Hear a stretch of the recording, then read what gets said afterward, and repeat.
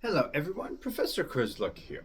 So, one of the main theories of international relations is the liberal internationalist perspective. So, I wanted to create a video that uh, gives a big picture update, evaluation on the Russia-Ukraine conflict, which dating all the way back to 2014, not the full scale invasion that happened more recently, but going all the way back to 2014. And I wanted to make the video with a very specific framework, looking at the conflict through the lens of a liberal internationalist perspective. So this means that in maybe some of my update videos, I talk about who's winning the war in more of a tactical sense. But instead, let's look at the claims that international politics can be organized, at least partially, through roles, institutions, and shared norms. And that those things can shape behavior in a world where power still matters. So, thinking of the liberal internationalist order. Okay, so from this perspective, the Russia Ukraine war is not just a tragedy for Ukraine. It is also a long running test of rather if whether the core roles of the modern international system still have real force and still matter. And this is really including the core principle that borders can't be changed by conquest. So let's define this lens clearly. Maybe if you're just starting out on your international relations journey, you're maybe a freshman political science student taking international relations, theories on international relations. So let's step back and think about the theory more broadly. Liberal internationalists argue that the international system is not only full of anarchy and coercion, it's also structured by institutions, interdependence, law, and norms that can reduce uncertainty, raise the cost of aggression, and enable cooperation. So, this is the logic behind classic institutionalist scholarship like Robert Kean, who argued that even in a competitive global system, institutions can facilitate cooperation by creating those roles, expectations of how countries will act, information, and repeated interactions, making cheating easier to detect and to punish.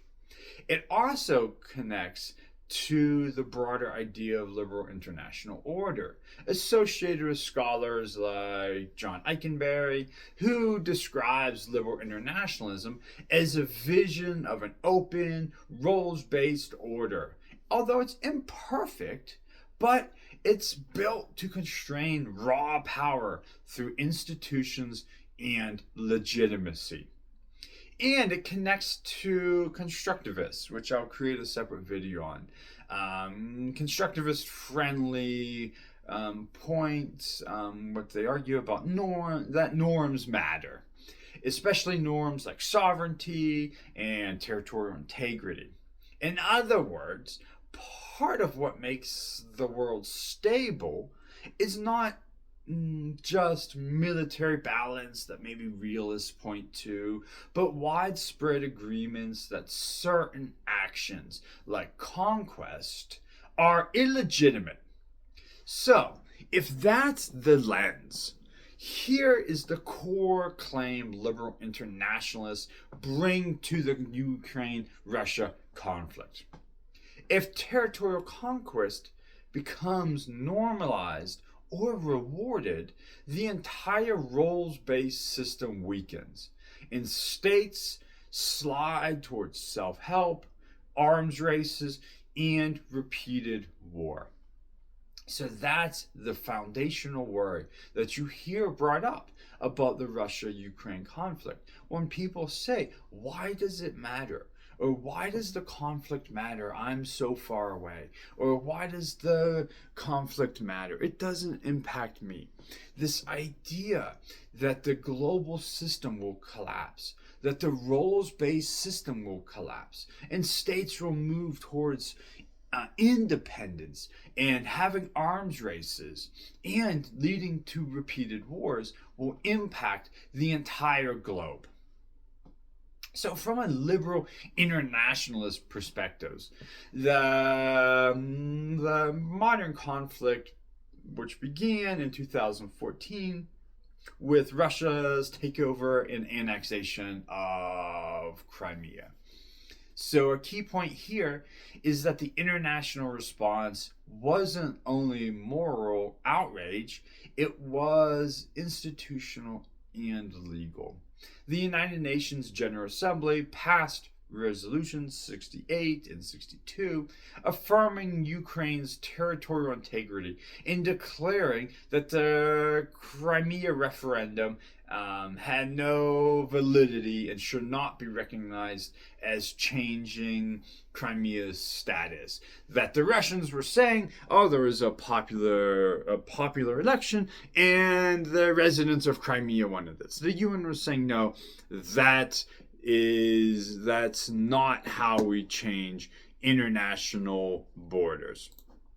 Now, a realist might push back and counter and say, so what? The UN can't stop a great power, and that's kind of not wrong in a rather narrow sense. Liberal internationalists would push back and respond. The liberal internationalists would say this kind of resolution is still consequential. It helps define legitimacy. It sets a shared diplomatic baseline. It gives states a common legal language for sanctions, for non-recognition of the territory, and coordinated policy. It strengthens the idea that conquest is not a normal transaction in international politics. So in 2014, you get two things that happen at once: a territorial change by force and an institutional pushback that tries to keep that change from becoming accepted or normalized. This is the logic of norm defense. So, okay. After Crimea, the conflict then shifts heavily into eastern Ukraine, and the world tries to manage escalation through diplomacy and monitoring of the conflict. This is where liberal internationalism looks both useful and what realists would counter as there are some limitations to liberal internationalism. The Organization for Security and Cooperation in Europe deployed the Special Monitoring Mission in 2014 to observe and report, reducing uncertainty and to support de-escalation efforts. The Minsk frameworks became the central diplomatic attempt to stop the violence and create a political process to end the conflict. From a liberal internationalist standpoint, Minsk shows the theory of institutional conflict management, ceasefire, monitoring, negotiating, and formal commitments. But it also demonstrates the hard limit. Institutions can freeze a conflict without resolving that conflict, especially if one side benefits from ambiguity and delay. So this is where I tell students that liberal internationalists would argue that they're not naive. They don't claim diplomacy automatically resolves wars. It claims institutions can create structure and reduce chaos, but they still depend on power incentives, and enforcement. And that enforcement problem becomes the central story later that we'll talk about, that maybe realists would highlight. So, on February 24th, 2022, Russia launched their full scale invasion, which was an escalation that transformed what was already a war into a huge international crisis. Liberal internationalists interpret 2022 as a major shock to the world order because it looks like a return of something the post Cold War system tried to delegitimize: open, large scale territorial conquest of one sovereign nation to another. So at this point, the question becomes bigger than just Eastern Ukraine. It becomes a question of, can the international community credibly enforce the rules against conquest? Or are we moving into a world where power sets the rules again? The weak suffer what they must. This is where you can see liberal internationalists strongly favor coordinated responses, including sanctions, isolation, military aid, and coalition building. Again, but to a larger scale, because these are the tools that turn norms into costs. Now, if we listen closely, the internationalist story of 2022 onward is not Ukraine versus Russia. Sorry, my dog's playing with her toy right here. It's Ukraine plus an international coalition plus allies trying to demonstrate a principle that aggression produces predictable costs.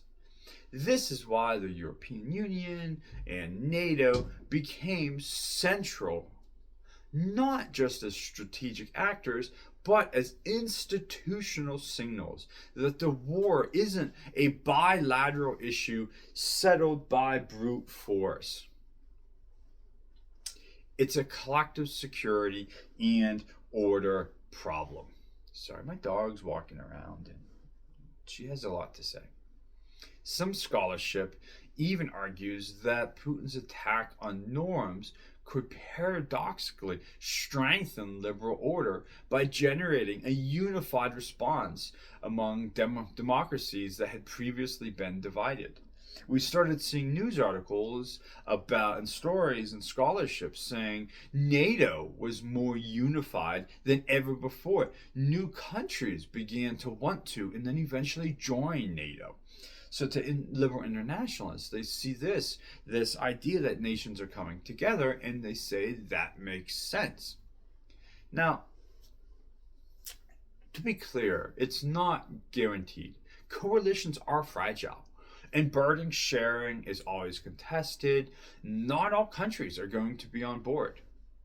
But that's what can be considered the liberal wager. Institutions can mobilize collective action. So today, as the war drags on, it increasingly becomes a war of attrition, and in many phases, a war against systems: energy, logistics, civilian resilience. A liberal internationalist reads this not just as a strategy, but as a political project. If you can break the energy grid, you can break the state's capacity to produce basic welfare and security: heat, power, water, transport. And you can strain social cohesion. That connects to a political scientist concept students may encounter of state capacity. State capacity is not just a domestic governance idea.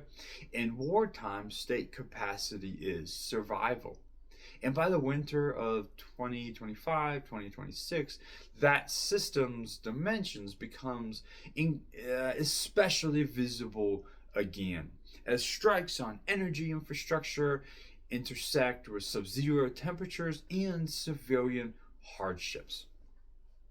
Now, I want to bring us to what is happening right now in early February 2026. So, over the last week, diplomacy has continued, peace talks have continued, but we still see major strikes.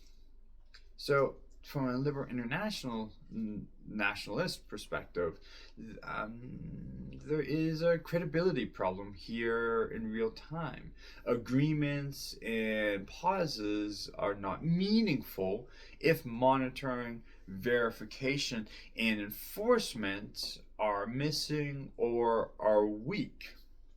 So, liberal internationalists focus intensively on the architecture of any ceasefire or settlement. Who monitors compliance? What counts as a violation? What are the automatic consequences? And do the guarantors have the political will to impose costs? If you follow American politics and American news cycles right now, you hear this last point talked about a lot. Who would impose costs? So we can think about who would, if a country breaks the norms and the rules, who would impose those costs? So at this point, it's useful to highlight something that liberal internationalists care about, and that maybe students don't oftentimes think about. I know we talk about it in Intro to Comparative Politics, we talk about it in Introduction to International Relations Theory, but there is this idea of legitimacy. In political science, we spend a lot of time thinking about legitimacy. If you can frame a settlement as legitimate, consistent with sovereignty and with international law, you might get easier to sustain a coalition. You make sanctions easier to justify. You make enforcement more credible. That's part of why institutions like the International Court of Justice matter, even when they can't send troops or use military force. For instance, in March 2022, the court ordered provisional measures in the case Ukraine brought against Russia, which is part of a broader legal contest over the war's justification and conduct. Again, legal instruments don't stop missiles by themselves, but they shape legitimacy and coalition politics, and they become building blocks for long-term diplomatic and economic pressure. So here's where we add another layer of maybe academic insight. A liberal internationalist story is often told as the West defends order, but the order only works if it's widely recognized as legitimate, and not just by Western democracies. A lot of scholarship since the war started in 2022 has looked at why many states in the global South have responded rather ambivalently. They've kind of been on the fence, condemning violence in principle, but not resisting sanction. Well, they have resisted sanctions, not only resisted sanctions or resisted the framing of war as a European problem, they've also prioritized energy and food security concerns, continuing to trade and buy with Russia. So there's research specifically that has analyzed these varied reactions and what they imply about legitimacy and global order in Ukraine. So from a liberal internationalist perspective, this is a serious vulnerability. If norms like territorial integrity are seen as selectively enforced, the order loses moral authority and cohesion. And if the order loses the moral authority and the cohesion, it becomes harder to mobilize broad coalitions for the next crisis that emerges. So liberal internationalists face an internal challenge. Defend the order, yes, but also confront perceptions that the order has been uneven, hypocritical, or overly Western in practice. So, one of the most prominent critiques comes from the realist school of thought, especially associated with scholars like John Mearsheimer, who's a giant in the field. And in intro courses, you will learn about John Mearsheimer, who argues that the post-Cold War liberal order was bound to face resistance, was bound to face resistance, and that great powers will push back when their core security interests are involved. Now, we don't have to accept those criticisms, and we will dig deeper into them in a separate video. But the best way to think about this is maybe the realists are right that institutions can't always restrain power when stakes are really high. Maybe states can still impose their will on others. But maybe then the scholars would counter, if liberal internationalists are right, institutions can still shape outcomes by making aggression costly and making it illegitimate and having the majority of the international community condemn it. So even if they can't prevent war every single time. So the Russia-Ukraine case is a live experiment in which these theories kind of collide with each other. John Mearsheimer still writes a ton, and liberal internationalists still write a ton, arguing about, okay, what caused the war, what will end the war, and then looking down at the next war down the road. How do we prevent more future conflicts? And so that leaves us thinking about what does a liberal internationalist want in the year 2026? It's not simply just a ceasefire to end the hostilities in the Russia-Ukraine conflict. Instead, a liberal internationalist wants a settlement that does not legitimize conquest, because recognition sets precedent for the next conflict. Well, if I can be stronger than my opponent, steal land, well, then that sets a precedent that other strong states will follow. So liberal internationalists also want to say security guarantees have to be credible, meaning enforceable and backed by institutions or coalitions. Reconstruction and reintegration, because a stable peace requires political economy, not just armies. Bringing Ukraine in with the West, bringing in with other democratic allies, and a restored set of norms where aggression is punished rather than rewarded. That, again, a strong country can't just do what they want, and a weak country suffers what they must. So, let's see. So, where does that leave us? It leaves us with the peace talks we hear today.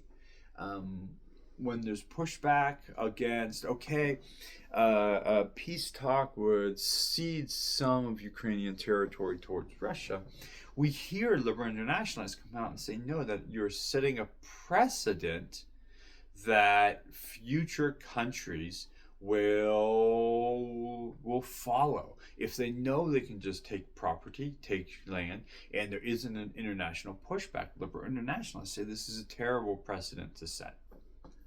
So let me close with the thesis that ties this all together.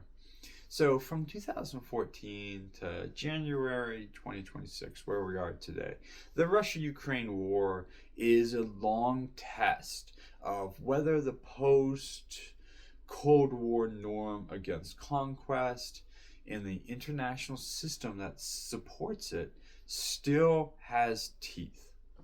Institutions have helped coordinate sanctions, aid, and legitimacy.